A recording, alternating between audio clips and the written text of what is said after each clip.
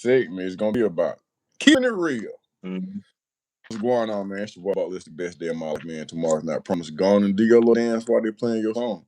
So this conversation, despite of what you guys have heard and seen throughout time, this is not a prison conversation. This is a conversation about life. This is a conversation about concepts, culture, moving forward, progressiveness. And today I have one of my big homies on the line. He is coming back from Afghanistan. You just coming back from Afghanistan? Not at all. All right. Not at all. Hey man, Well, not at all.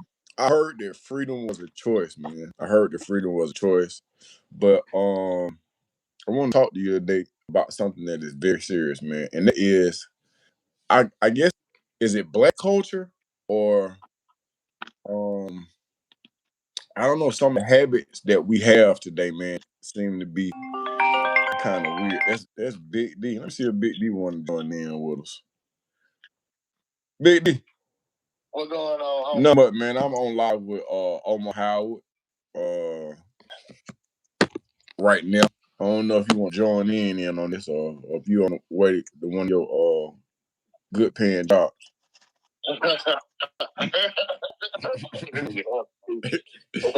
We're on here talking about black culture though and keeping it real. Yeah. Yeah, hold up, send me the link, bro. That ain't how that work. I'm gonna have to get you on the next one. When I get done with talking to him, I'm sending you a link. What time you go to work?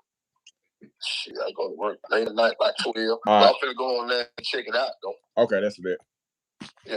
All right. Oh, you can't add Big D? No, not on YouTube. You can't do two people on YouTube. Oh, okay. You can do it on Facebook. You can do two people on Facebook, but on YouTube, it's only two people. All right, so I'm about to hang up, Big D. All right. So what you think about the current climate, man? Specifically around Gucci Mane got kidnapped. And he got robbed. And online they say if Gucci Mane cooperate, he's considered to be a snitch. I mean, based on what I've seen on social media, I guess I hate where our people have gotten to about the terminology snitching, and you know, and I think sometimes people forget that people grow up and people mature and people move on away from old lifestyles and life habits. Uh-huh. And people mature. Move on away. For some reason, we have made a culture out of something that's old news when it comes to snitching. Yeah, when it comes to snitching, right? It's old news. Like people act like snitching just started in last month, 2 years ago. Right. Snitching been going on forever, right? So, and Big Dairy just on the line and you online. And you remember when we went through prison, man, like I don't know how everybody else moved, man. We wouldn't even focus on nobody. And man, you get to prison now, people pulling your paperwork and stuff like that. I'm like, man, I got too much time on my hand to be worried about somebody else's paperwork, bro. You have a choice on whether you want to deal with a person. Now you just don't deal with the person or you don't. You know what I'm saying? Like I don't, I'm not gonna go into no podcast talking about another man made because of the decision he made in his life or whatever he chose to do, whatever he thought was right at the time. I don't know. You know what I'm saying? I do believe there's a time and place in life where people make mistakes, right? Period. You got young people now, 14, 15, 16, 17, they're telling and snitching or whatever they want to call it, out of fear. I mean, they're out of fear because we know how law enforcement do when law enforcement get you into those rooms.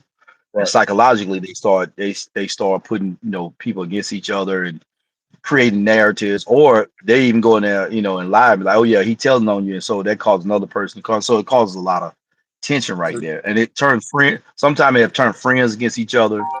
Um, because I understand. I've understood, man, a long time ago, how this game is played. You know what I'm saying? And so, uh, the Gucci Man thing, man, I just hate that. First of all, I hate that it happened. Right? Right. I wish I wish these guys could have made a better decision, especially when you just got out of prison. I wish these young guys made a better decision on how Oh, to. And I think Rick he Ross, still at the halfway house? he just got out. He was on, I think he on a leg monitor. Yeah, literally just got. I think he was at the halfway house. I think or No, something like he that. was still at the But halfway house. either way, he 1 foot in, 1 foot out, and you know, He kept it real. I mean, it was foolish. I mean, regardless of how people look at it, it was foolish because one thing people forget, we're in a modern time now, right? Okay. Social media platforms. Every time you scan your debit card, credit card, every time you go into a store, every time you buy something, this stuff is being recorded. This stuff is documented. It's data. Your phone. This man got on a GPS on his ankle.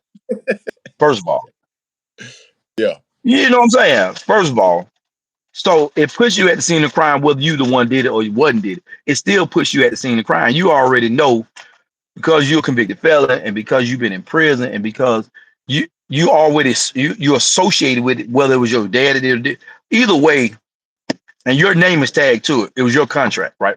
Right. First of all, once again, I hate to see my people make foolish decisions. And I don't care how real you claim it or how real people want to keep professing what real is and what. There's something I heard 21 Savage. Some of y'all are just foolish. You Yeah. just crashed them, man. You're making dumb decisions, man.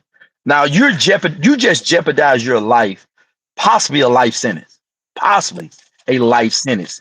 Keeping it real Keeping it real. when you should have got your turn together, or you should have pulled up on Gucci like, "Hey, Gucci, listen, man. I'm trying to do something different in my life, man. I'm trying to progress forward." And that's the thing I hate about, I've heard over time, I've heard about record owner, record businesses. Like, if a guy wants to move on, man, let these folks move on, man. Don't The crazy handcuff part, these guys. look at Gucci's history though, bro. He has let several artists go. If they want to get out their You know comfort what I'm zone. saying? So my thing was the real thing, a real dude or a real guy, or if Gucci being real as we've seen him be in the past, he let you go and move on with your life. That's being real. That you want something was real? I'm letting you because you got some company, man. Hey, once you in, you in. Like Yeah. you on a slave deal, right? Yeah. So saying all to say, man, what I do hate to see is people jump on here and the first thing because a person wants to do it the right way or professionally do it the right way, because he owns a business. Secondly, he's jeopardizing his freedom. He jeopardized being sent away from his wife again, his child, his business, and all these things. If he would have responded the way the street would want him to respond, what would be the outcome? He'll go to jail. Either dead or jail Yeah. or worse.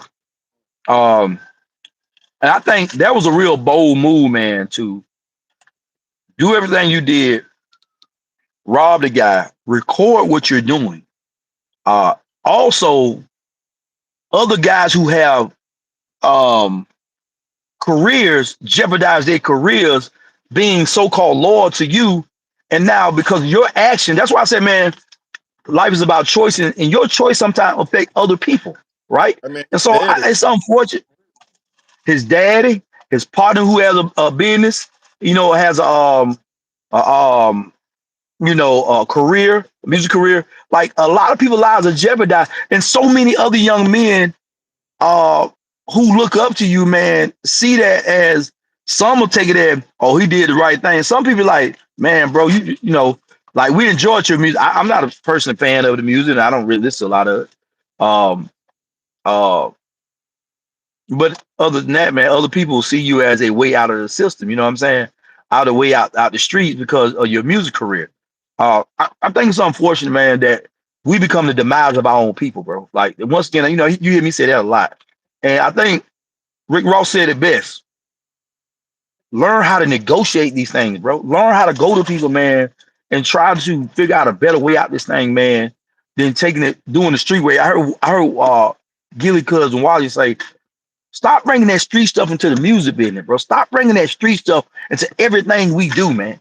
Everything we do, man. Y'all got to bring it in to everything we doing. Basketball, football, music, and like why this is our culture, man. Why do our culture got to always look like we the over aggressors and we got to be the gangster? We got to keep it real, man.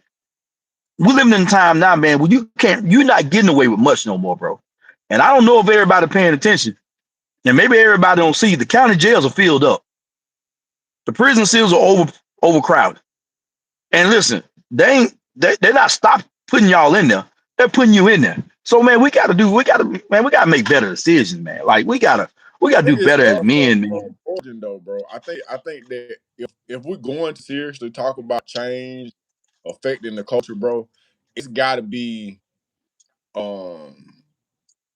okay, let's step back a little bit. So at some point in time, he had a really strong song. And from my understanding, he is responsible for the shiesty ass. Right? Okay, so now, so this is what takes place. So when you sitting in the cell or you doing whatever you're doing, you really start to think that you have an effect on the world to one degree or another. And in my personal opinion, I think this kind of went to his head. Because I'm not that smart, but I know that you can't sign a contract in distress. Like it's illegal for that to take place. And even when you sign the contract, the lawyers they have to look over it. But I think that once you got this super gangster mentality, a lot of these guys be super thugs. I think the impact that he had cut, but mind you, there's a lot of things that take place. When people start wearing these masks, that's when COVID hit. So technically, legally, everybody had to wear a mask. You see what I'm saying? And they calling them shiesty masks. So you have that, and you have a little play, and your dad was a gangster. You know what I mean? So, and I don't know if you heard his mama. His mama gave the intro to the beginning of his song, First Day Out. She just as ignorant. I think the mama and the daddy might be brothers. I'm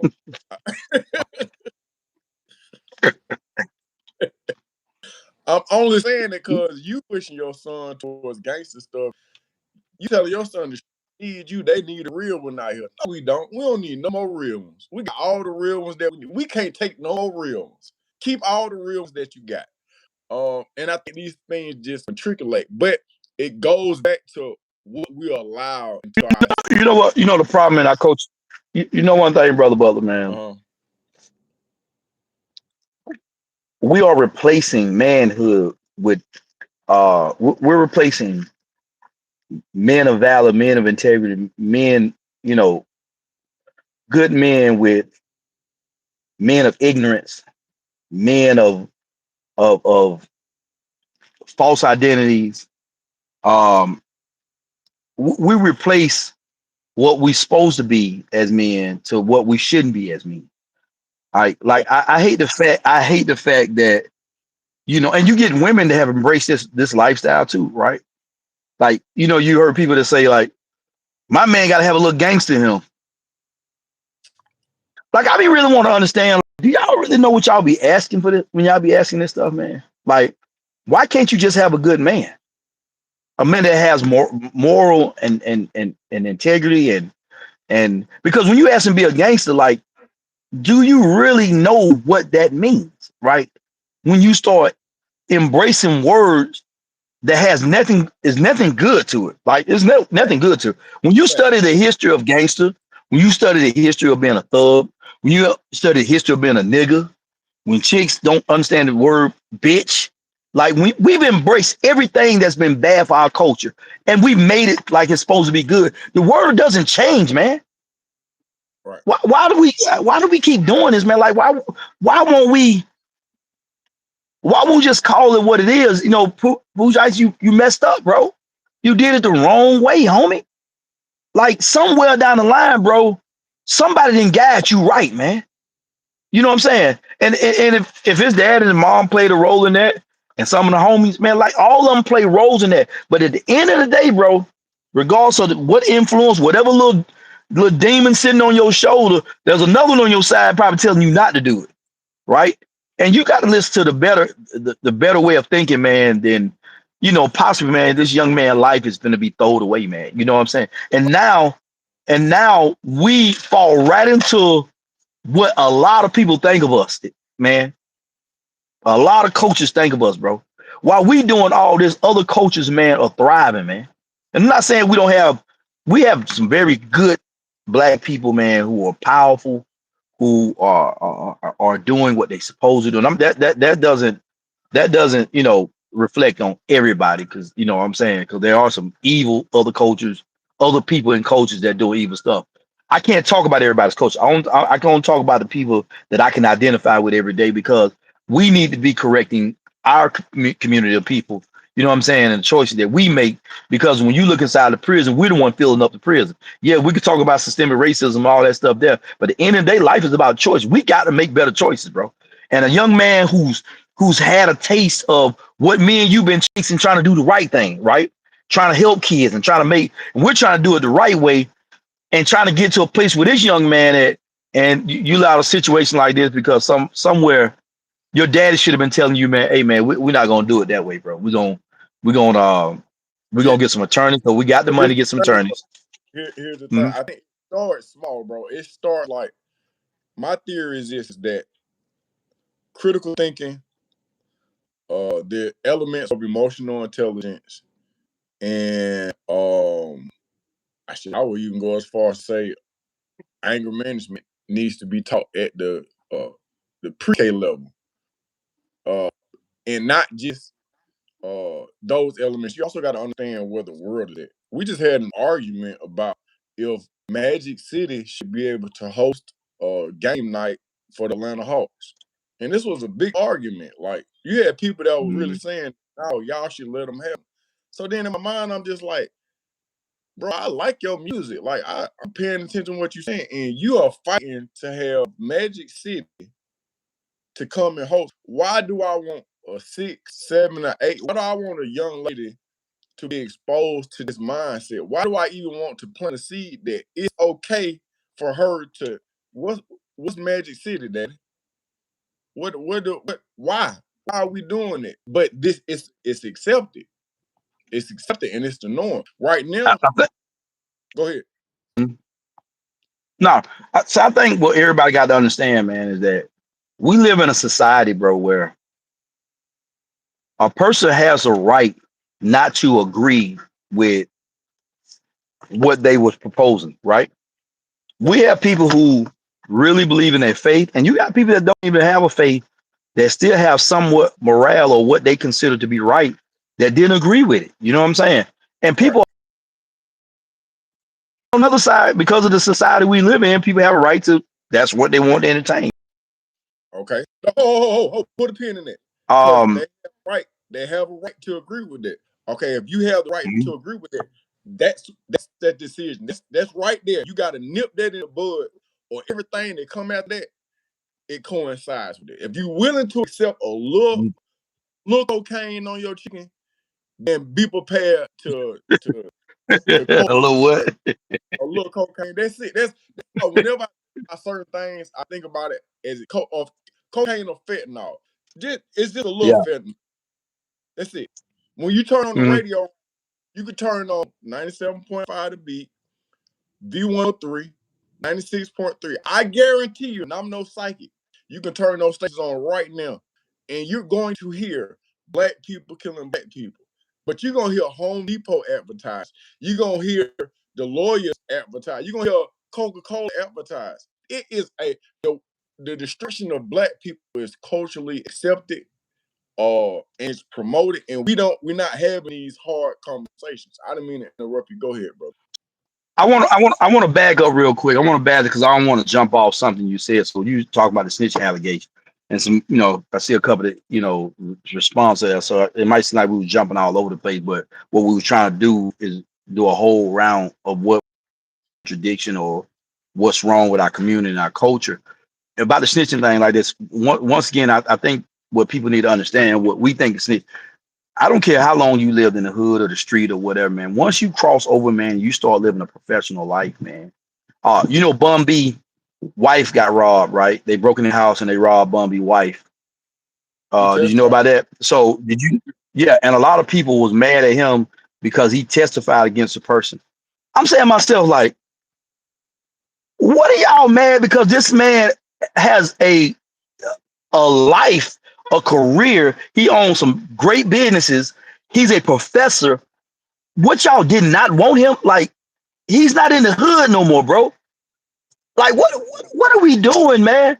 I just don't understand people, man, and how we look at each other, man. Like, so because I asked some kids one day, I said, so if somebody was to hurt one of your family members, would you want the hood to tell you who did it? And they were like, yeah. I said, but that's snitching. When we in this kind of snitching, if I come tell Butler that somebody over there shot him, wouldn't that be somewhat of snitching? Like, I'm telling you information. I don't know, man. That's just to kind of end that up, man.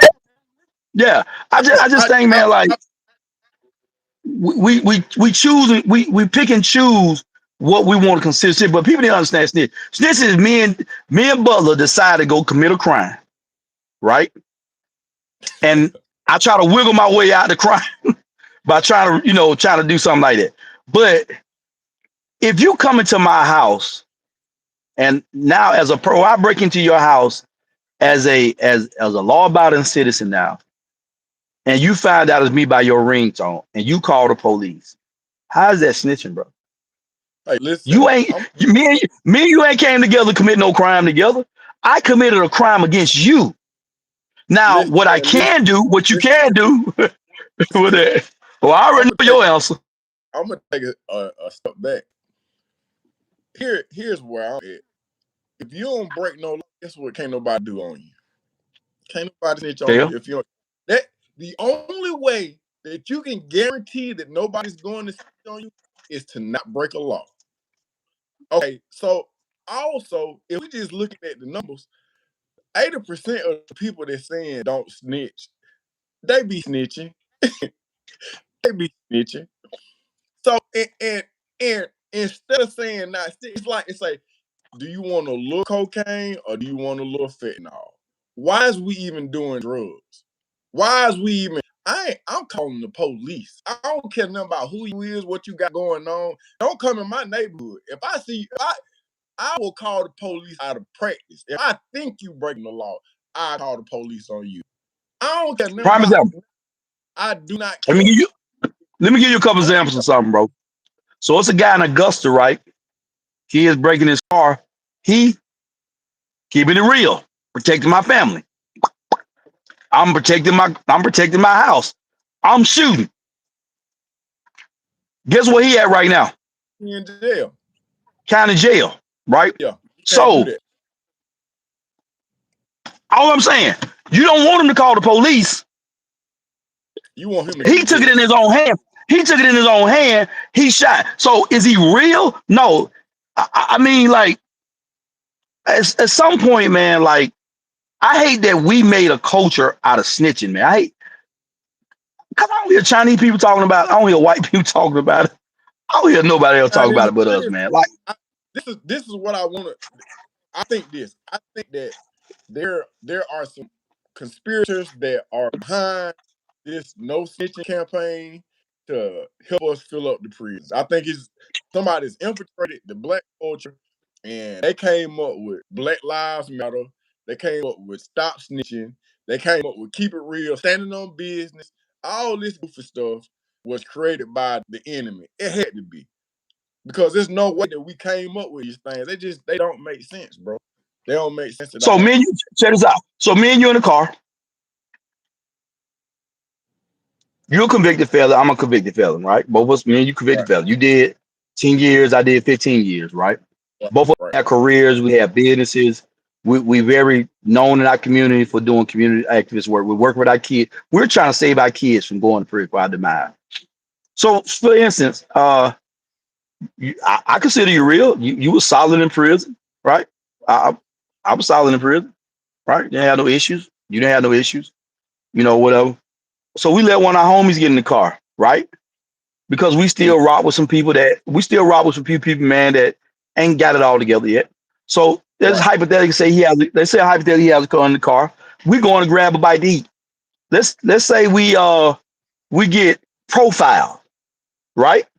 Yeah. We go through one of these little small counties, try to get to the restaurant we get pulled over, right? Just because he smell like weed, we ain't tripping. He smell like weed. Some of our kids smell like weed. We ain't tripping. But that give police, guess what? You ain't tripping. No, I ain't no. Because, and a lot of times, man, for me, it's always a benefit of doubt, right? Now, of course, everybody already know how I move. So if you jump in the car with me with anything illegal, you're not going to get in my car. But hypothetically, if we jump, I'm making a point here. Hypothetically, we let little bro in the car. He got the tool on him, but he just finished smoking a joint. So the police pulled over, they profiling us, right? And most police now tell you to let all your windows down, right? Let you and say if they pull up 2 cars and they smell the weed off his thing, that gives them proper cause think weed in the car, right? You know that, right? Because they smell weed. So he drops the gun up under the seat, right? He slides the gun up under the seat. We get out the car. We street dudes. We former street dude. He is too. He ain't really ain't no crime doing no dirt, but he can't get caught with a gun because he on parole. He slides up on our seat. Police finds the gun. Now, question. It's all the gangsters on here and everybody talking about the hood. It's against the religion snitch. If the job, don't look, problem says, check this out. The job that I got, bro, I work for the state now. I got a decent career in what I do, right? And there's a possible chance when I get locked up, they're gonna put it on the news. Two community activists caught with a illegal gun in the car. One of the guys had a couple ounces of weed. Had an ounce of weed on that he smoked, right? And it was an illegal gun, right? I promise you, man, it's 8% of people on here will say we shouldn't say that. Who? And jeopardize our career, jeopardize all that we got going on because they want us to keep it real or not tell on this dude. Because, and this is the problem that I have with our culture, man. Like, at some point, man, like, there's a place where, as a man, hey, listen, man. Because in reality, I'm not even giving you a chance to not tell on yourself. If you got a gun and you got an illegal gun on you, bro, listen, homie. Ain't no other. We're not compromising in this situation. We didn't know you had no gun on you, homie. Bro, we didn't know you had no weed in your pocket. We were just going to eat. We just having lunch, just chopping up because we ain't seen you in a long time. You ain't going to take your charge and you going to let us because listen, they're going to lock the owner of the drive. They're going to lock the driver up. Definitely. Whoever driving that car, because you own that car. What if your girl was in the car and he slid that gun up on her and he got out the car? Your girl going to jail. So people expect you to, because you was in the hood, not to do the right thing. That stuff is weird to me, man. Like, I'm not jeopardizing my career or my life or all the other kids that I work with that still depend on me to make the right decision because you want me to keep some politics of the hood that change all the time. It ain't like these some solid politics rules that's been stable. I'm 51 years old. These rules change all the time. People talking about not snitching, but people ain't even loyal in the hood no more. Cats sliding on each other. So how you gonna talk about not tell, but y'all sliding on each other? Y'all stealing from each other. Y'all robbing from each other. Y'all tricking all people on girlfriends and they baby mamas when they get locked up. Bro, y'all got it so twisted out here in the hood that, man, like, how do a person even want to be in the hood no more? Because ain't no trust in it no more, bro. You want me not saying that so you don't go to jail, but we all can lose. I get caught with a gun. I had to report that directly so you get locked of a ticket. Where I work at, man, you had to report that stuff, man. If they find out, you get fired. Like, I'm not losing my good job because you want me to keep. I'm not in the hood no more, boy. I ain't been in the hood since I got locked up, and that was 30-some years ago. So I think people need to understand when it comes to me and you decide to go with a robbery. We know what we signed up for, Butler. We know what we signed up for, right? Now, and the reason why I say that now, because we 50 years old. We know better. Man, it's kids 14, 15, 16, 17, man, really don't know better, bro. They hear this stuff, but they don't understand. So that has to be in making mistakes, man. People don't want you to make mistakes. They just automatically assume there's a penalty come if you make a mistake. No, yeah, you can make a mistake. Y'all guys make mistakes all the time in the hood. And you want grace, but if a guy tell because he fear getting 100 years of life sentence, come on, man. Y'all, man, we got to stop being hypocrites, man. We become such hypocrites in the community. This is how I stay up out of it right here. So that's how you stay up out of it. Several entities. I had some young men who needed a ride home. When they tell me where they need to go home to, I know that this is a red zone. This is a gang infested area. I drive this by way of chance. I drive a red truck. Guess who ain't getting nobody no ride home? Now, I ended up paying for an Uber, but when I came back, guess what I started doing? Riding on my motorcycle. They say, Mr. Butler, you got that truck. How come you always ride your bike? I say, something wrong with the truck. I can't figure it out. Something wrong with that truck. They say, we need for you to ride. I said, nope.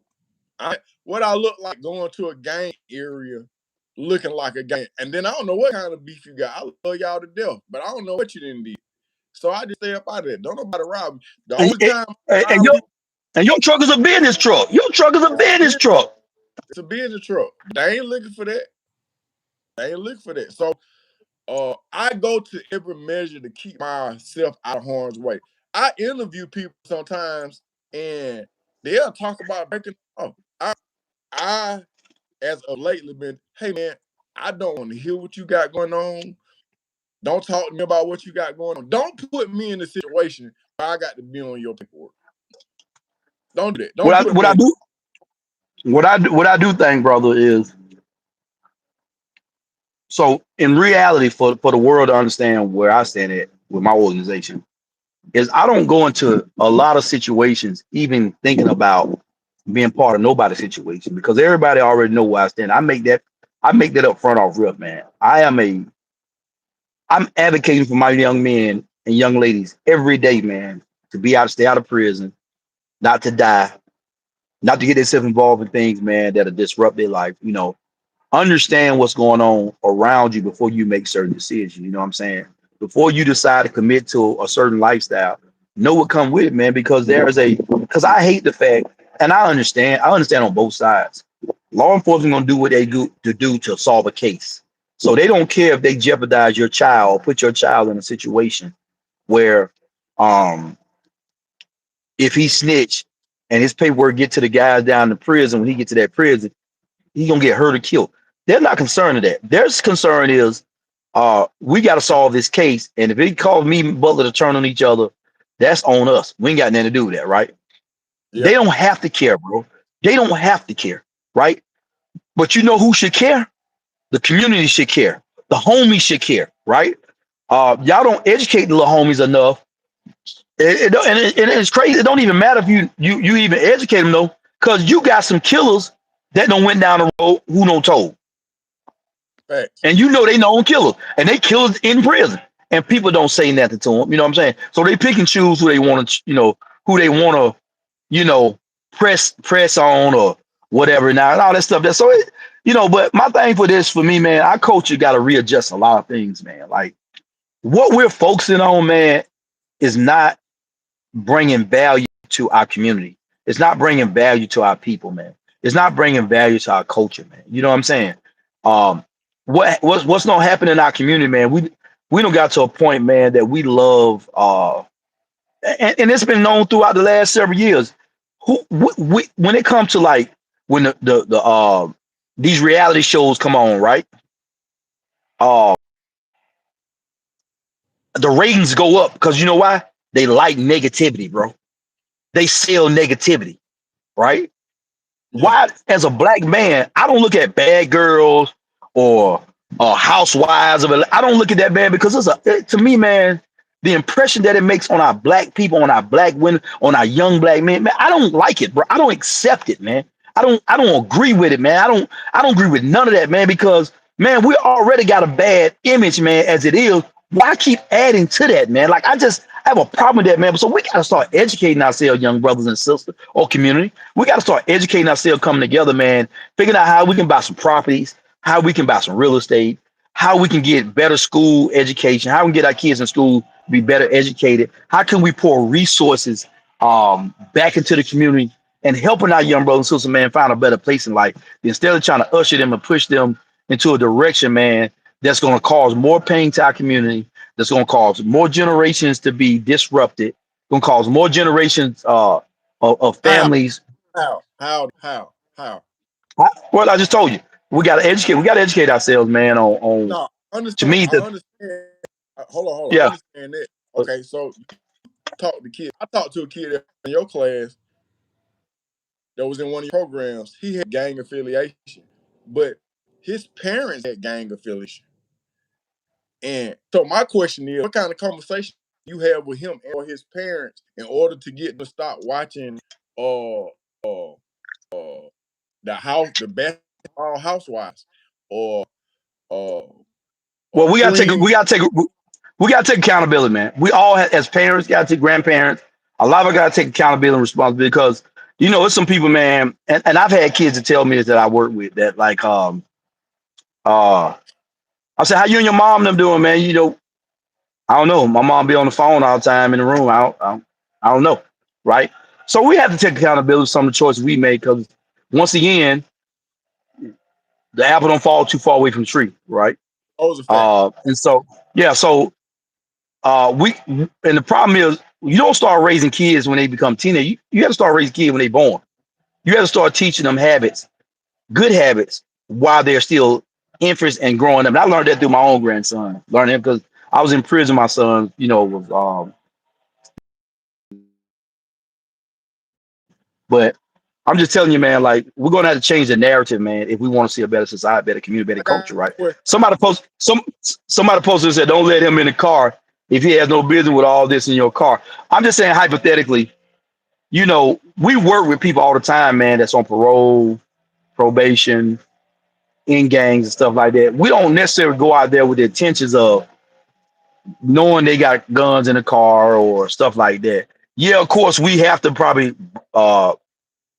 Butler, we done. They got to shake people down before we let them in the car, right? We almost got to take them through interrogation. Because if I know you got to know, and you can ask some of my partner now when I got out of prison, and they somebody get in my car with a gun. Hey, nah, bro, can't do that. And one of my partners like, man, you joking, ain't you? Nah, I'm dead serious. I'm on parole, homie, and you can't get in my car. So that's why even now, like, and I've been out of prison 18 years, going on 19 years. I don't really let a lot of people get in my car. I Like, don't. I'll meet you somewhere, unless we're going out to a prison and speak. I, I don't let a lot of people in my car, bro. You know what I'm saying? Because I'm only responsible for Omar. You know what I'm saying? Like, I'm gonna be 21 about mine. If I had a gun and I drop in the car, I'm gonna keep it's my gun. I'm not letting Butler go down for my gun, man. Because he didn't know I had a gun. I'm not gonna let Butler go down because I got an ounce of weed in my pocket. He didn't know. You know what I'm saying? Or I got pills in my because I'm trying to be sneaky. You know what I'm saying? And still jump because people get in your car knowing they dirty and still do it. You know what I'm saying? So you're right. Don't let them in the car. But man, we work with a lot of people sometimes, man. Sometimes, man, we be on the go trying to make things happen right then. And I know I can be naive sometimes, man, because I just be trying to help guys get in a better place. You know what I'm saying? But I'm always attentive now. I'm watching pockets. And one thing for me, I don't like people to sit behind me. That's one thing I don't like. I already don't like people to sit behind me because I don't watch too many movies. You know what I'm saying? And I don't see too much going on, so I don't. But I just want to stop that right there. That we do help people at times, and you know that, brother. We can be a little naive sometimes because we're trying to help and support.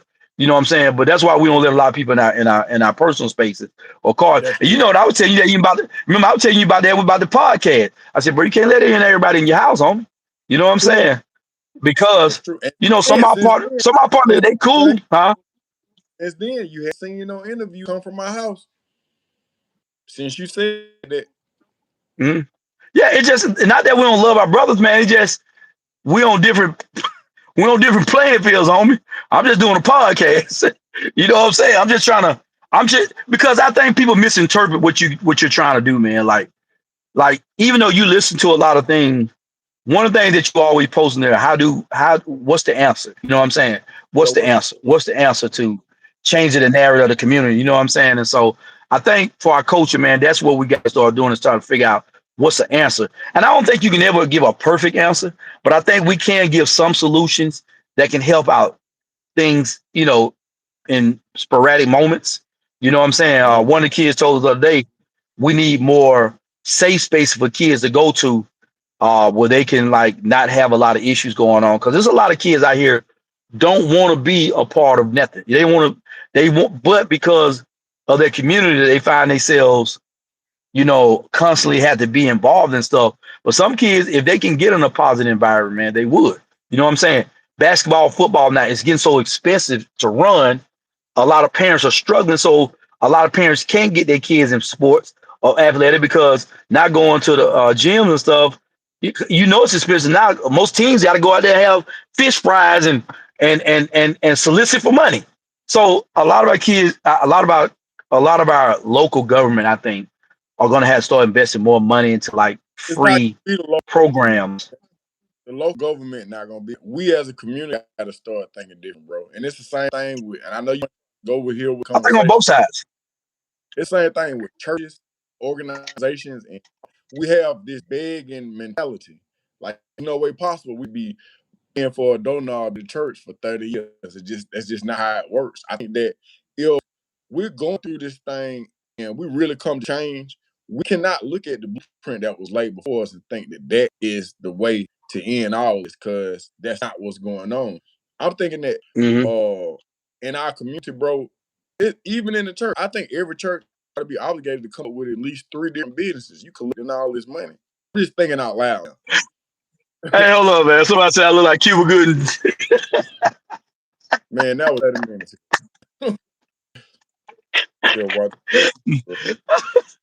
Hey, man, no, I'm not Cuba Gooding, bro. I've been called him before, no, but I'm not. My point is that we got to start looking at things. If you hear something on the radio and it's gonna be disrespectful to black women, and you got black dogs, cut this stuff off, man. If it's not of God, it's not of God. If God would not be pleased with it, don't do it. And I ain't a preacher. I'm a preacher. But what I'm saying is, if it don't please God, stop playing around with it. It's gonna end up killing you. That's the truth. Yeah. If it ain't of God, let it go. No, I agree. So when you're talking about that perspective, that's one thing I always say though, man. And one thing I told the guys yesterday at the prison was that where God is absent, there's chaos, bro. And so we know that. Another thing I talked about yesterday, the thing I've been talking about recently at the prison, that we have no order in our life, bro. As men, we don't have order. Our families are out of order, man. Our personal lives are out of order.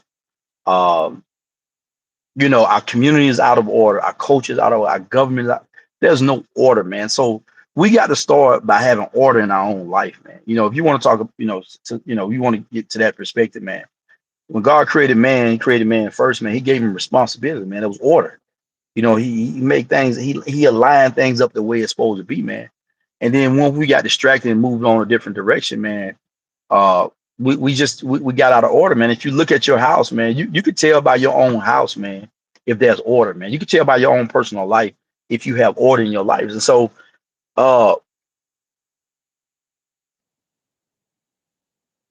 everybody does, and for me, you could talk about that in a sense, and a lot of other people. When we start building our relationship with God, man, we start changing the way we looked at things, the way we seen things. And that when I was in prison, man, the more I started embracing my faith, man, the more I wanted to push away from things that wasn't healthy for me, wasn't good for me, things that I seen as a distraction or a interruption to me being a good man or being a good person, man. You know what I'm saying? And so, yeah, man, without God, man, yeah, we're going to continue to see things that are out of order. We're gonna start seeing things that's ungodly, man. And so that, you know, what God is absent, there's chaos, man. So you're gonna continue to see chaos in our community, man, in our personal lives, in our community. You know what I'm saying? So um the solutions, man, is that we're gonna have to do it, you know, one person at a time, one group at a time. You know what I'm saying? We might start out with small groups, man. And we got to have hope, man. We got to believe that there's change in people, change is possible. The only way I continue to do what I do, Butler, man, is because I believe in change, bro. I believe things can happen. I wouldn't say freedom is a choice if I didn't believe life was about choices, man. I believe people have an opportunity to change, man. Unfortunately, some people had to go to prison. Unfortunately, people see the trauma or something happened in somebody else's life, and they make them readjust their lives, you know what I'm saying? Or something bad happen to a person. You know, there's far in between when we see good things happen to a person, they're like, oh, you know what? Let me change my life. You know what I'm saying? We see more bad things happen around. I'm not saying a lot of good things don't happen to people, but for a lot of us, we see a lot of bad things around us that make people readjust their lives, man. And so we still have to believe, bro, that change can happen, man. I ain't saying it's going to happen to the whole culture, but it has to start in your own house as Butler, as Damian Butler. You know what I'm saying? It has to start there. You know what I'm saying? Take place. Huh? Got to be some real basic stuff that we just got to do some critical thinking on. Well, here's the critical thing, but don't make it so critical till we can't find an answer. Let me give you a prime example, right? As brothers, man, as somebody that I have a lot of love for, man. You know what I'm saying? A brother that I can genuinely say, here's the key to my house, key to my car, bro. Here's my bank card, bro. And I don't never believe you'll steal nothing. And I honestly believe this in you, bro, with all my heart. I know you ain't gonna steal from me. I know I ain't got to worry about nothing having my house, and ain't gonna have in my car. You know, if I call you, as long as you ain't got no extra headline, you good, boy. Mine about gold, shawty. Well, I ain't got no toupee. I ain't got no toupee, baby. But hey, yeah, if I do got one, I had it. No, but I'm saying that, man, because you know it's hard to find good people you trust, man. But I do believe one of the things Scripture talk about iron sharpen iron. So you know, like even I'm finna do on April 18th, man, is I'm trying to bring a group of men together, and I want to have a conversation, a general conversation with them about mentorship and how can we work with our kids and how can we do this collectively. You know what I'm saying? Because I know it started in small groups, man, and you know I always believe, man, a small fire eventually burns down a whole. You know, it'll burn down a whole fire. It starts from a spark. You know what I'm saying? But if you don't believe that the spark can happen, you know that. So if you don't believe that change can happen, man, you don't even believe in the relationship with God that you have. You know what I'm saying? Right. Now there's certain things in life that just gonna happen. You know, I think revelation of the Bible, like we're not gonna be able to stop that. That's something that's going to happen, right? But your personal life, that's why you become a witness. That's why you become a disciple and a missionary and a, you know, pastor and all that. This is why we do things, because we have to share the gospel, man, in order for people to change their life. And on top of that, that's the reason why people become somewhat motivation speakers or life coaches or mentors, because these are supposed to be the change agents in our community, in our culture, business coaches. You're anger management specialists. You do this because you believe that you got some information that can help a person bring some stability to his anger. Am I right? Right? You wouldn't still be saying this 17, 16 years later if you didn't believe what you believed in. Right? So I believe there's change. There's young men that have changed their life because Damian Butler spoke into their life, because he gave them an Uber, because he brought them food. It's young men that them juveniles that you go to because you bring peace up there and you talk to them about real life. You have deposited something in their life that they can go do some time with, get out, and they still got it in their life and they can remember that. I ran into a kid just the other day. He was a client at the hospital. He said, I think I know you, man. Well, you know, man, you were locked up for? He said, nah, man, you came out of school, man. I heard what you talked about, man. He said, man, it's crazy. That was like when I was in high school. He said, I'm 25 now, but I remember you came to my high school 8, 9 years ago. You know what I'm saying? And so people still remember things you deposit in their life. It's not going to help everybody, bro. I mean, you know, some people are not going to accept what you say. Some not people not going to believe what you say. All you God and the Bible said, one plant, one water. God gives the increase. It's only on you to plant a positive seed or a good seed or a godly seed in that life, man. Another person come behind and water it. God gives the increase, man. You know what I'm saying? Because there's hope every time you plant a seed, bro. Right? When you go into the garden, you know they plant thousands of seed, man. Out of 1,000 seed, 700 might grow. You know what I'm saying? And 300 may die out. You know? I Yeah. think Big D add to the conversation. Big homie. But do you want to get in on it? Yeah. You on, we on. They can hear you. Yeah. What you got? Big D couldn't hold back because he couldn't hold it no more. What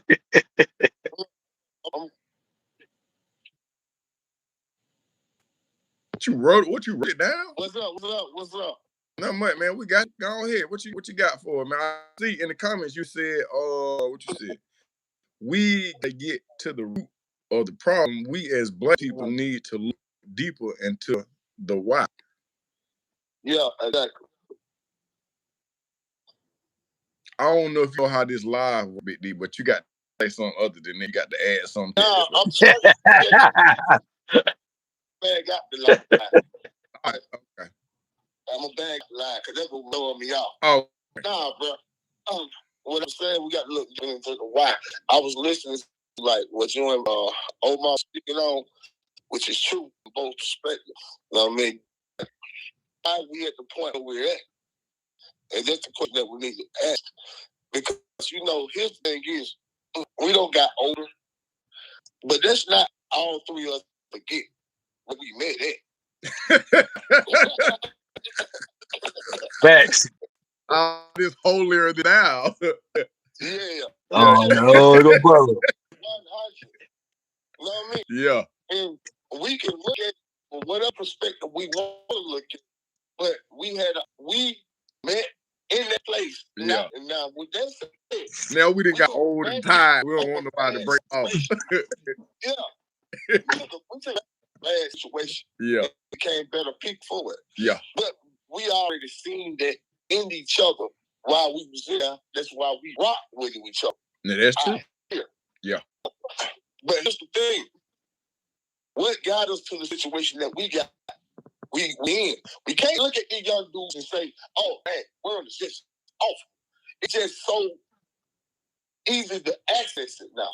It's just so easy to look on Instagram, Twitter, Facebook, and see us doing what we was doing before we went to prison. Right. It's the same cycle. The cycle hasn't changed. This snitching culture, this whole women doing this here, and come on, man, you act like you don't remember Tissue Road. You remember Sharon Showcase, man? Yeah. You know what I mean? This is something that was always been in our community, in our culture. The question is, how did we get to that point? And how do we reverse the course? Because you ask me, it seems like we are portrayed that way. And it's always going to be a stigma behind the Black race. We are monolithic in our way that we move, the way we act, the way that we talk. And it's frustrating because we try to tell young men and women the same things that we wouldn't listen to when we were growing up. But maybe, just maybe, we need to dig deeper into why we facing what we're facing anyway. And that's where the question needs to start getting asked. If the father's not in the home, why is the father's not in the home? What choice and decision that was made for us to allow us to fall into a trap? And now, what this saying, now, I ain't saying no accountability in this. I'm saying we have to be held accountable. But what traps was left for us to fall into this trap? And it don't just show up now. I was looking at a documentary that was talking about welfare. They said you couldn't get food stamps if a man was at home. You see what I'm saying? Yeah. So what happened was women was leaving their man before they could feed their food because their man couldn't get a job to feed the family. Okay. So once you take the father out of the household, you basically disrupts the household. You take a firm voice away from a young boy, and you put them in a situation to figure out how to be a man without a man showing them how to be one. So guess what they follow? They follow the 2, 4, 5 years older than them, whose same situation that they are in, they're trying to figure the same thing out. Okay. Slip for sure. Yeah. But I know that's the people, we want an instant fix, but it's not an instant fix. We've been going through the same BS since the white man said, y'all off the plantation. Now y'all can go ahead and just get integrated into America. I want to add something to that, because okay, so a lot of things you touched on, a whole lot of stuff, and there's some things that all three of us may have done back in the day, which is so while we're so acute when it comes to exposing our seeds to certain things, because for sure. Okay, so then also I think that once we start recognizing some of the tools that have been, planted against us and formed against us, then we'll make better decisions. It's not by chance that they didn't want the black men inside the house. It wasn't by chance that drugs polluted our communities. It wasn't by chance that COINTELPRO is a government finance group of people that strategically brought down, killed, unalived, assassinated black leaders. They did to Martin Luther King, Malcolm X, Huey P. Newton. And so this is something that was documented from the 30s to the 50s. This is something that the United States government admit that they did. Well, after that, we hadn't had another black leader. But what also has taken place is the prison population has increased. Drug usage in these United States has increased. And it's become a machine. So I think that when I say a machine, you have some of the same people that invest in our music industry. They have stocks in prison, or they help create the legislation that help fill these prisons up. I think once we start recognizing those truths that are here, then we can make better decisions. A lot of times we giving awards to people that we saying that, oh, they're affected the culture, and it's cool. We giving keys to the city to people that's talking about robbing people and popping that pussy. This is what's going on. You have these people in charge. They allow rappers to come into the high schools and give people stuff. No disrespect to Future. I know some of his people, but he got an emblem on the wall at Columbia High School. You see what I'm saying? They let the little girl who sing Win Whammy go to schools, and they be like, oh, that's my old student. This little girl talking about selling pussy, and he talking about selling drugs. But we accept this. It's cool. It's cool. A lot of the stuff, that's why I say critical thinking. We're not critically thinking about certain things. If music kills people and killing black people is an issue, why are we listening to it? Oh, I got something. Go ahead, brother.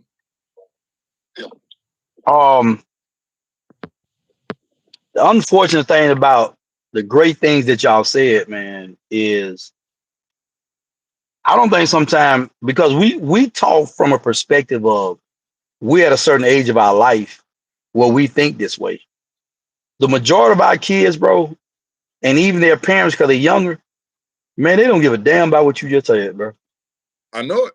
And this is what I'm telling y'all about. Like, sometimes, man, I guess for me, bro, like, I'm in two spaces. One, that's the reason why I try to take kids to the Southern Center of Human Rights, Southern Center of the King Center, the Legacy Museum in Montgomery, man, because I don't want our kids to lose the historical moments of our culture that had impact in our culture. Our kids can even care less about Malcolm X or Martin Luther King, all the other black, females or males who had impact in our community. And the unfortunate part is, like, but the problem is with that, the reason why they don't care, maybe because it's not about their leadership. It's not about the fact that they ever existed. What I'm saying is basically what I'm trying to reiterate, I'm trying to get the people to understand is, did it happen? Not that they was here, but it happened. And what happened to them happened for a reason. And this is the reason why we're here. I'm not trying to attack just the individual. I'm trying to attack the whole culture. I'm trying to attack the whole mindset, the thought process. Ever since niggas got over here in this country, only a few niggas wanted to get off. And I'm saying it like that. They wanted to get off the plantation. The rest of them just wanted to get out the field. And we still got that same mentality. We are trying to integrate ourselves into a country that clearly don't want us to be integrated. But should that be the fight? Should we not want to be integrated? Should we want to be self-sufficient and make them want us more than we want to be part of them? That's what I'm saying. So let me finish. I mean, I'm not saying what y'all saying wrong. What point I'm making is our kids are not even that's not even an issue for them, man, because we don't move into a society where people and you pay attention to like Instagram, TikTok, everything is motivated by money now, bro. And reputation. Right. Things are not yeah. Well, I mean, my grandmother wanted money, but she was more about you having integrity in your life. And you was a person of you know, she taught respect, and you better be respectful. These are things we taught. I'm telling you, bro, watching these kids now, and you hearing people even teaching this stuff, bro. Like they don't even teach morale anymore, bro. Like people don't even encourage morale no more, bro. People encourage having a financial status, by any means necessary, and whatever that makes, and however that makes you. You don't have to be a good person. You don't have to be, you know, things are motivated. But I always believe this though. The majority of our communities and cultures, and that affects a lot of us, is moved by money and power, bro. People turning each other by money and power, man. You know what I'm saying? Yeah, our kids should understand that these things happen. But the reality where our kids at now, bro, they don't care about anything that we're talking about. Because we're talking from a place of what we knew from our age perspective. You almost have to live in this time now, man, to try to figure out an answer for these kids at the moment, man, because they don't care nothing about what we talking about, man. I asked a kid, a kid asked me the other day, who was Martin Luther King? Listen to me. High school. Hold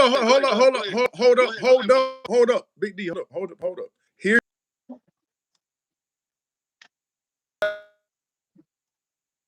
weird as it's like this.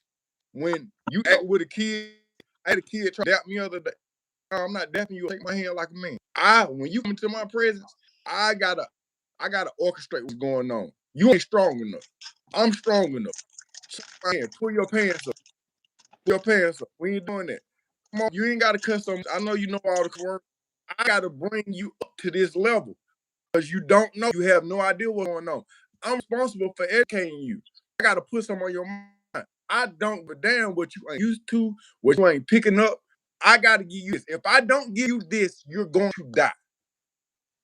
That's the mindset we got to have. If we don't have that mindset, you're right. If they come up, they're gonna eat candy all night and they'll stay up past their time. They're gonna be sick by the time it's time to go to school in the morning. Hey. We gotta stop specifying these kids and we gotta bring them into the manhood. We can't keep fucking around with what we're fucking around. Excuse my language, because ain't nobody cussed on here. What I'm saying is we can't keep playing around with what we're playing around. It's not working. It's not working. What you just said right there, brother, exactly where I was going with that. But here's the thing right here. What you just said was like, we got the, okay, for example, every leader that ever got a step forward in the front had to have a deeper thought process than what's going on, what the status quo is, what it is of the society, the things they're trying to get in. You got to start outside of that. You know, like when Martin Luther King first started marching, preaching against decent, being segregated and treated way, it was a lot of people who said, no, this is how it is, this is the way it's going to be. Right. And what he did was he kept pushing forward and got like-minded people. See, we're speaking from a point of our age, but we can't step up and say, no, check it out. The way you've been, doing what you're doing, the gun was doing, it ain't gonna do that, but do this, that, and the third. If not, our mindset in the beginning of how we felt about it. And it ain't no word that, oh, mama, you be doing what you doing, but you doing what you doing. There's no way in the world y'all be doing that. Because then y'all would just say, well, shit, it is what it is. And these young niggas ain't gonna listen. But I'm gonna tell you something. When we say the days, times, is back, do you know when Atlanta, Georgia, we just speaking about, had the highest murder rate, not the highest murders, but the highest murder rate? What year was that? I would say 91, 92. What was No, I think it was 86, 87, like that, when the crack epidemic hit. Oh, the year that I was born, 1974, was the year where the Mount Atlanta had the highest murder rate. I remember me and my mom was talking, and she was like, yeah, the things ain't the same. When I was growing up, when I was young, and stuff like that, these people was always, and people are evil being now. It still was bad then. We just didn't see it to the extent we see it now. It's right there in front of us. If I want to see somebody get on live, I can just easily go on Instagram and see it. I promise you I can go on Twitter and hear about some dumb shit. I can go on Facebook and see two folks beating the shit out of each other. It can happen because it's right there in front of us. Our mindset is that it's getting worse. It is getting worse. But the problem is that we ain't doing nothing to change the course. What it does? We ain't doing nothing to change the course. I'm gonna tell you something though, and I'm gonna dig a little bit deeper than that. After 2001, we're gonna slide on here for a second. Yeah. Go ahead. I got a special guest in the background. Yeah. Okay, brother. 2001. In 2001, right? Hey, Sam. Who was that? I can't see. What's up? The train still went down and came up with that anti-gang terrorist act. Some years later, you know them folks gonna lock the gang members behind that act. Then they had actual terrorists. Oh yeah. More black people in the prison behind the trade center going down than actual terrorists. Fact. And you trying to tell me, like, okay, your country's terror, but maybe they attack us, and then we still trying to integrate each other, talking about how bad black folks we need to try to figure this out, man. We don't have to figure this out. I don't know. Is it gonna have to be from the ground up, which we're gonna have to be, because you can't build a house unless you have a foundation. But at some point, we're gonna have to start doing it. We're gonna have to get an infrastructure within our community. Then start pushing political power and quit fighting for in different directions. Republican, Democrats. I agree with that. I think we first got it on the same page, but what is that's what I'm saying. That's what I'm saying. So it takes conversations like this. It takes conversations like this to try to get some understanding. We're not gonna 100% agree with what the other person is saying altogether. But if it's true, if you're telling me, hey man, that's sky blue, and I'm looking for truth, I'll eventually come to the same conclusion that you already came to, if that makes sense. Well, let me. Oh, go ahead. Don't have to be the same. We don't have to have the same reason why we're here, but we need to be monolithic and have the same reason, same purpose, for the same purpose, to get past this wall, and tear this wall down. You know, why you here don't matter. You know what I mean? You here because of Jesus? You here because you want to see black people do better? You want to hear because you want to have better life yourself? Whatever reason why you here, we need to figure out how we can get past this wall. And all of us need to start pushing in the same direction with that. And that's the problem. We won't show up to the party because we don't want to go to the party because of this personal belief, and this personal agenda got on them. It's the same thing, man. It's the same thing. Well, I'm gonna tell you something about these white folks. If you got attack them, they plow that bullshit to the side and handle their business. Right. And then they'll argue amongst each other afterwards. But they're handling better. Oh my, you was about to say something. No, That's the only I mean, result in life. I think the point that y'all said, man, and that's something, bro. I don't know if y'all paid attention to me over the last 18 years. That's one thing I've always tried to do, man, is try to get like-minded people together, man, to work with these kids, man. And one of the problems always come up, man, is you can't get enough committed men to stay consistent in a fight that is, a fight that's needed. You know what I'm saying? Um, you do have men in certain perspective of places, man. But I'm talking about when we start talking about a generation of young people, man, that people have gave up on, is a problem where the inconsistency comes at, man. You know what I'm saying? And so, um, me, you, Derek, Butler, and we got other people, man. We work in these communities, man, and they're the toughest community to work in, not necessarily because we can't work in them. It's because a lot of times we don't have enough manpower and we don't have enough resources to actually do the things that we do the things that we need to do, man. Um and I say that, man, like somebody told me something today, man, when I was in a meeting today, and I was telling them the difference of when I went and spoke in Alpharetta at a school compared to when I spoke at a school here in DeKalb County. Uh DeKalb County asked for me to donate books compared to Alpharetta said they'll purchase the book, right? I and I said my school, these schools in our community don't really have the money. And somebody told me because they got close ties out there. He said, bro, it ain't the fact they ain't got some of the money. It's because they delegate money other places that doesn't even have any need to delegate. They could delegate in places where people can be empowered, where people can have resources. We delegate money in the wrong places, man. So there's a lot of the infrastructure, man, that got to be rebuilt, man. But I think what my agreement with y'all is, man, we got to have like-minded people, man. Like, that come together, man. And the problem is we've had like-minded people to some degree try to come together and work together, man. But as soon as they throw money out there, all this stuff falls apart, man, because it's kind of like you have a bunch of dogs and you throw a bone out there, what happens? You can have dogs that get along in the moment. You throw a bone out there, what happens? They start attacking each other. They start fighting each other, man, because they don't see anything else but trying to feed their own stomach. You know what I'm saying? That's where, and I don't know about, but you have seen it. That's why I've dealt with a lot of issues over the last years, man, because a lot of us have tried to get money involved so we can do other things. And when we go out to the government and different places like that, we don't get the money or we don't get the resource or the help that we need. But a lot of organizations run into it with each other. They run into it with each other because you know what I'm saying, they got us fighting over, what I'm saying, a little nothing, man. And so that caused a lot of people, man, to lose hope, a lot of people to give up. You got a lot of people that want to keep work, that want to work, but they got full-time jobs.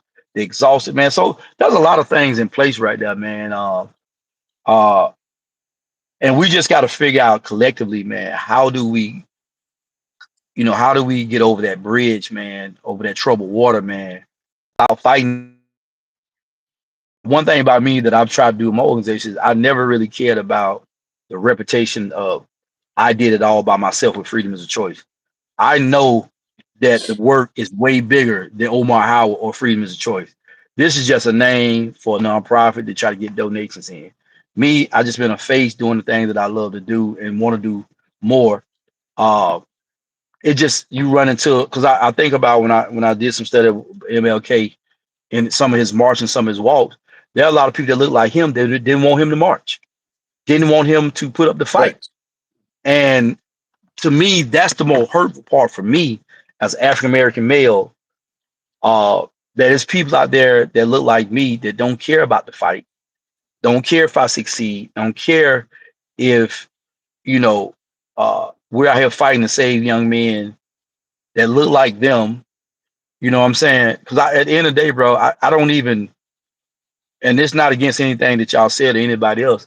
I don't even really get into a lot of historical things as much like I used to, man. I like reading it for my own, try to get some understanding. Because at the end of the day, I can't.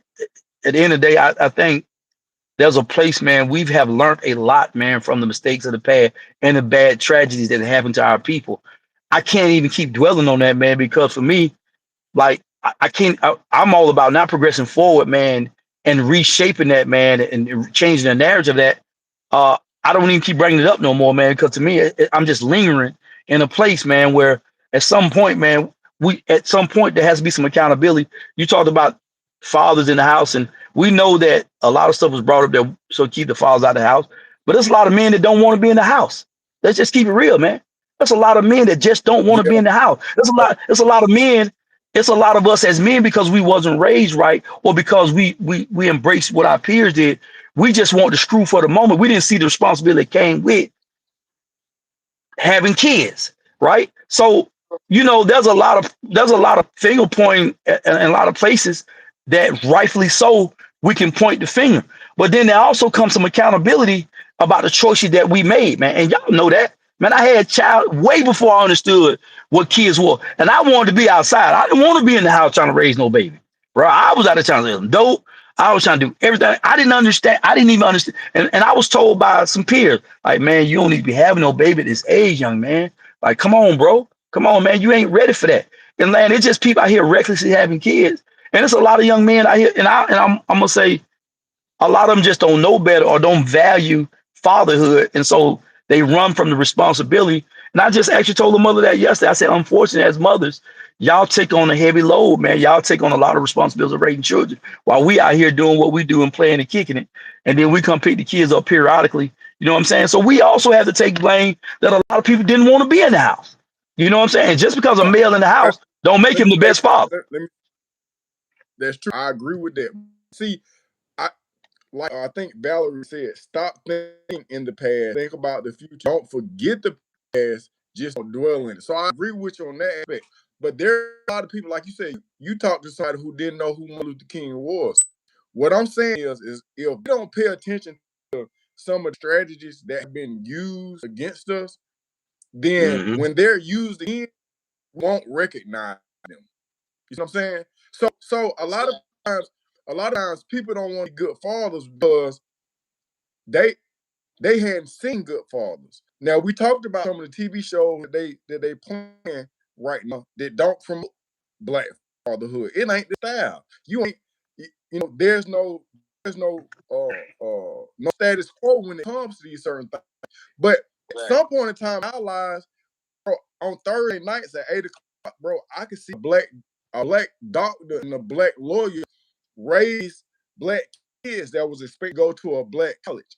This made me want to go to college, bro. You know what I'm saying? So what I'm saying is if we don't pay attention to the past, then we don't understand that they don't just fight you with the police, they fight you with propaganda. They fight you with promoting this bullshit. They fight you with the diet. They fight you with social media. If you don't pay attention to the past, you'll be getting harmed and it'll look like candy to you. So you're right. I wouldn't dwell on the past, but if you don't understand that there's a machine behind your destruction and you don't know how to pivot around it, you'll be destroyed because you won't understand what's going on. That's why I always push. I start with the past.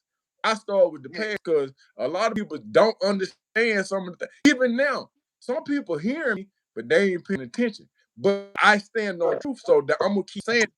Eventually, like you said, if you believe the sky's blue and you look for the truth, we'll eventually get it. But you got some truth, and Big D got some truth.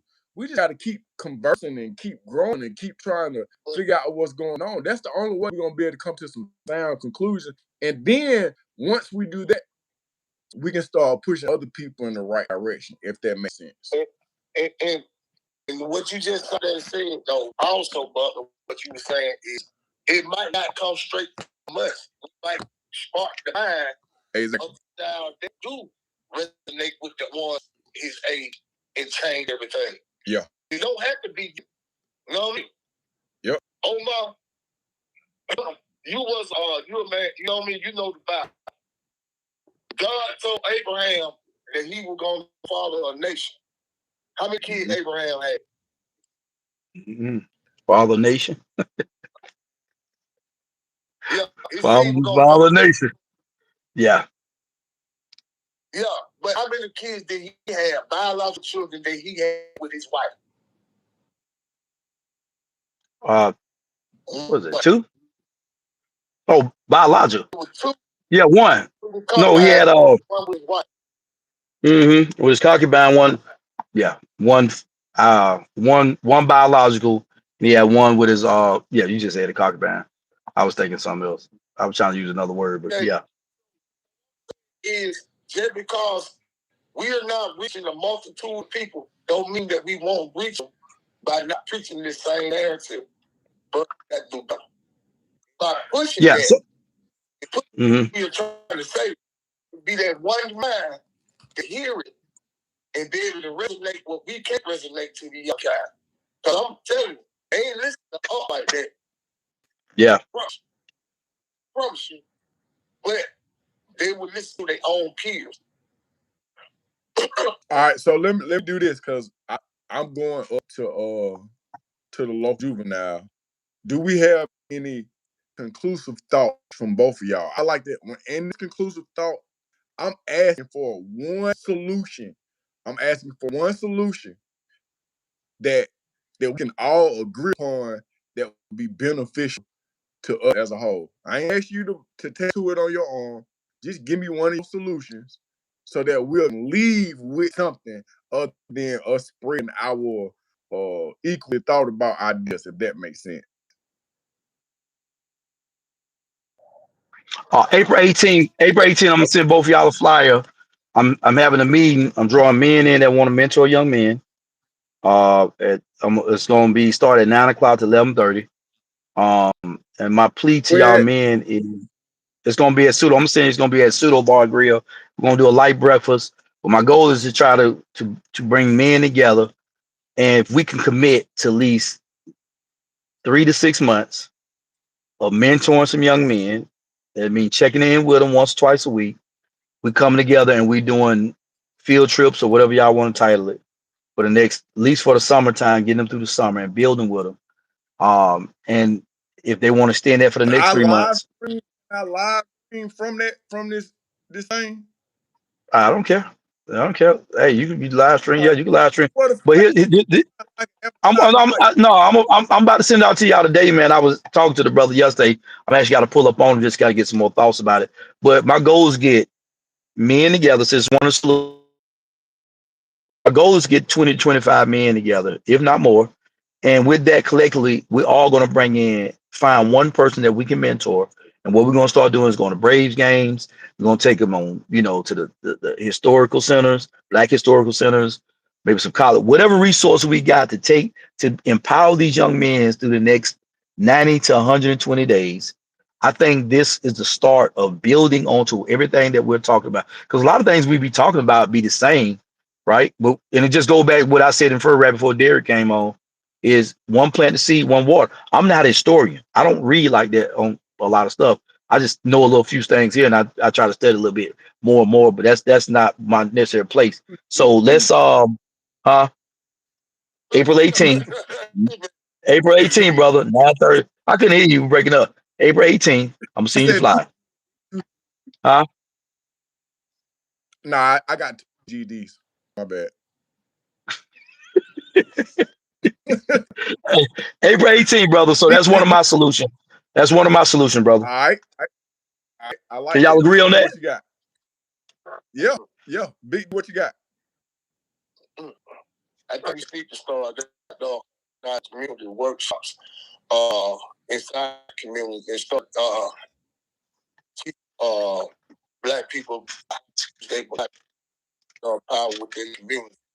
I got not just voting for a political party, but for people who got who hold the community and easy for able to get the right. That means you're gonna be on the 8th.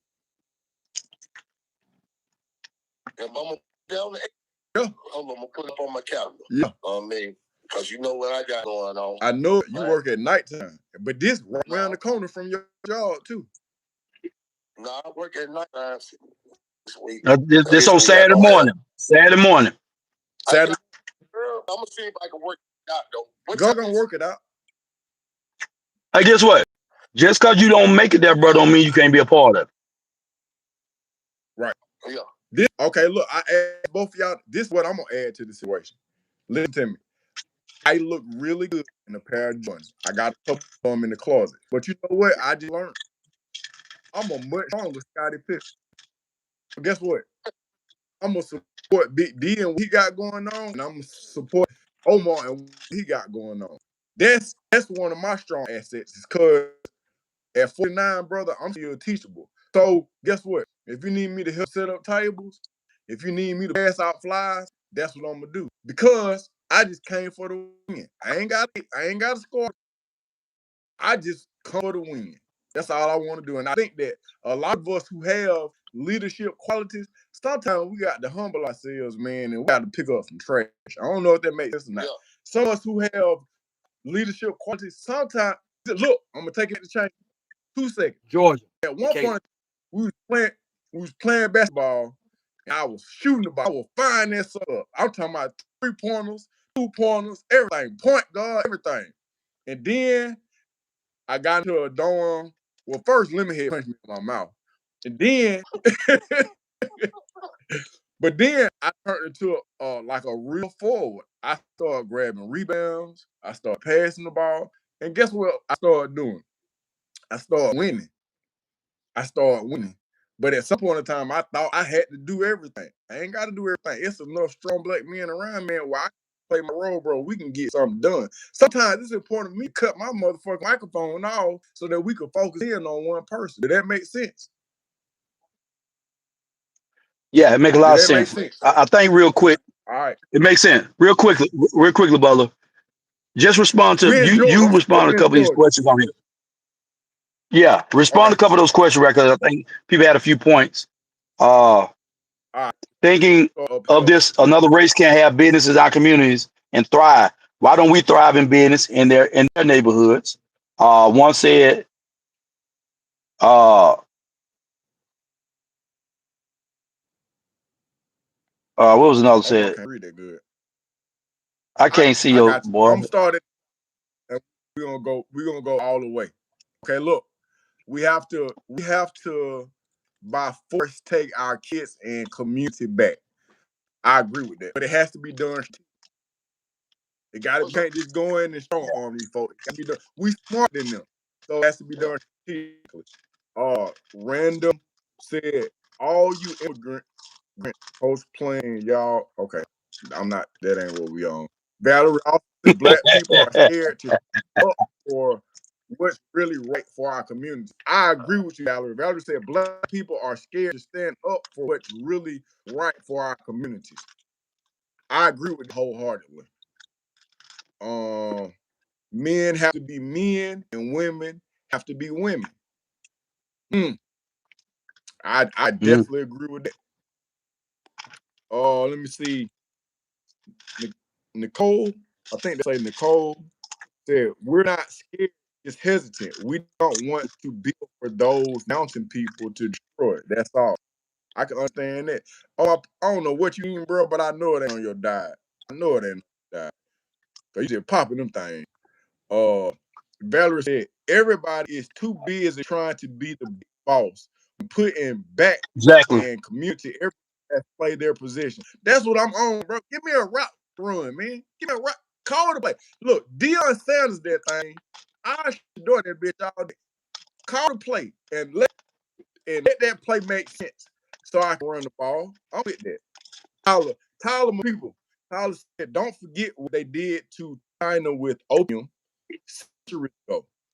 They did it again to America. Oh, yeah, with crack, meth, oxycodone, K2, and alcohol, aka the body-eating spirit, among others. Hey, man, that's true. That is a weapon that has been used. They did it with smallpox with the Indians. So you got to pay attention to that. For sure. It's the same thing. It's the same thing. Yep. That's what I'm saying. That's why history is important. Because if you don't, it's the same thing. They do it in our community, the same thing they do in Africa right now. That's it. Same thing they do to everywhere else. You know what I mean? That's it.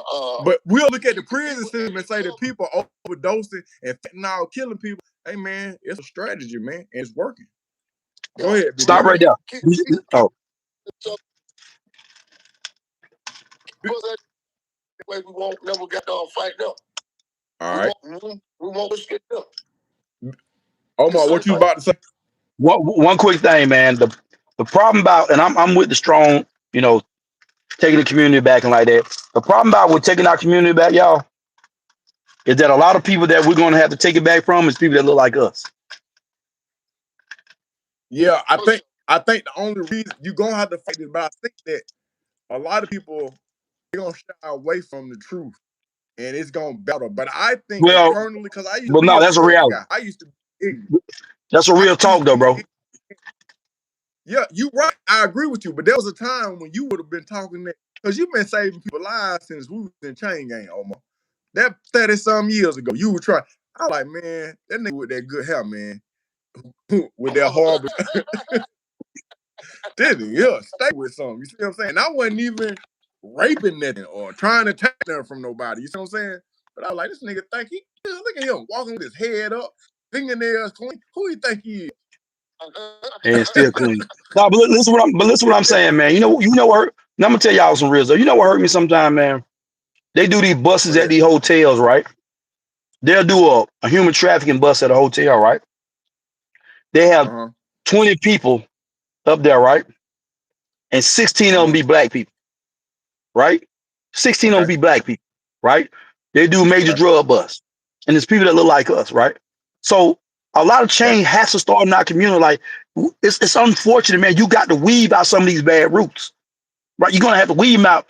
My feelings ain't hurt if we weed people out that look like me. My feelings not hurt because what you're depositing in our community is causing problems. Same thing we tell my brothers down the road. It's people out here fighting, man, to change laws to get some of y'all guys out of prison.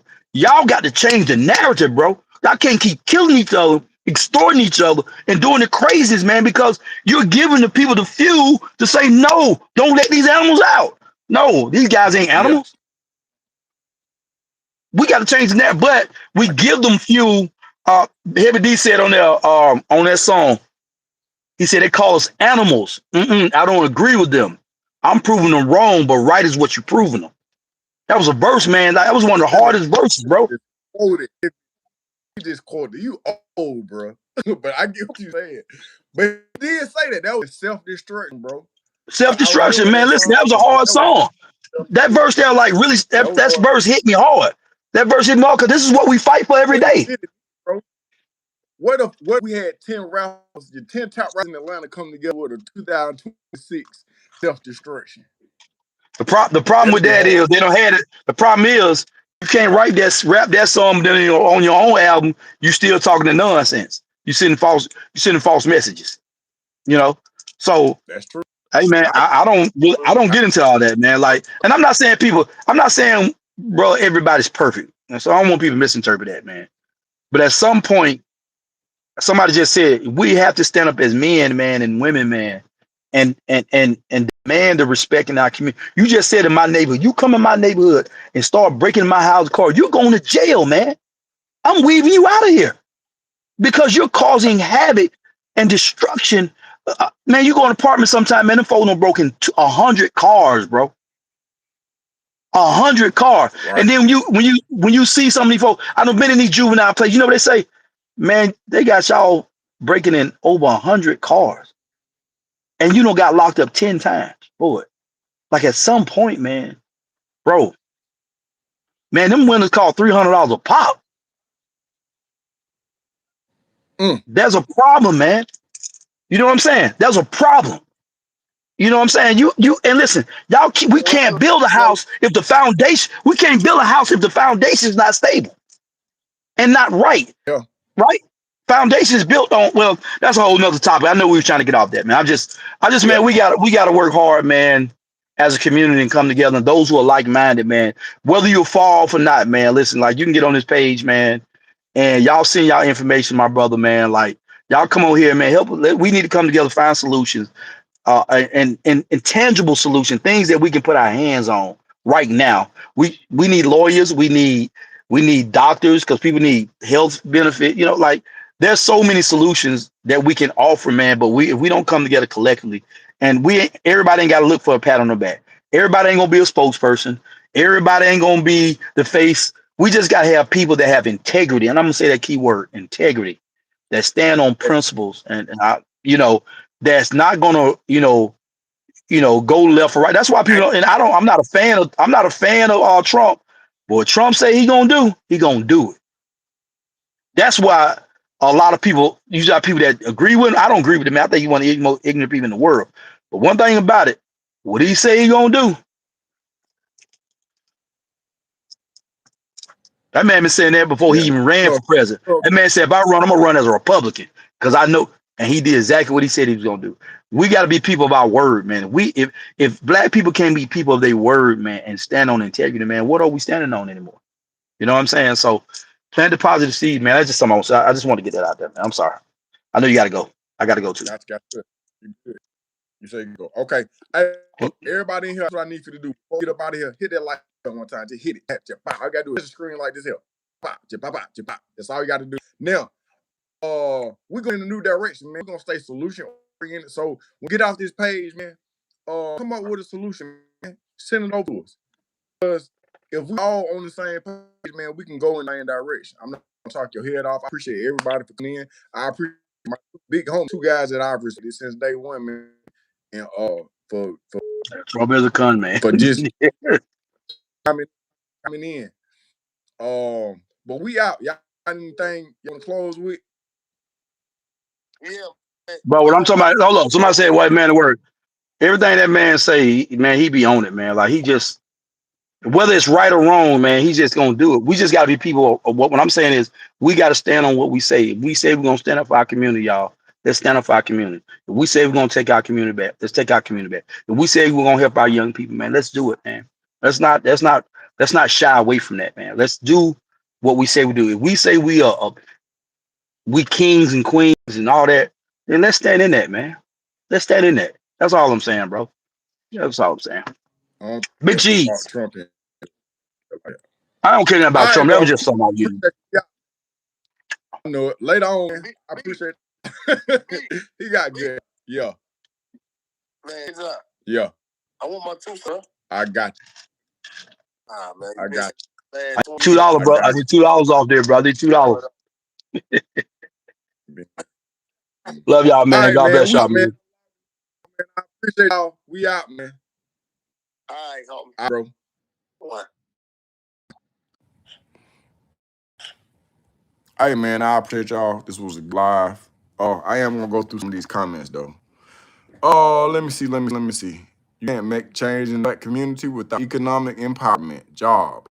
All talking in the world, verbal criticism will not change anything. I agree with you wholeheartedly. Without some money, we ain't talking about nothing. Frank Rice said it's not culture that engenders criminal behavior, but poverty. It's not culture. But I agree with that. Anytime you have a situation and you include poverty, poverty promotes violence. Poverty promotes fuckery to one degree or another. Okay, so I got the juvenile text me on my other line, y'all. I'm going up to the juvenile trying to put together a bike show. So I gotta go up here and talk to these people. I appreciate y'all. I'm out.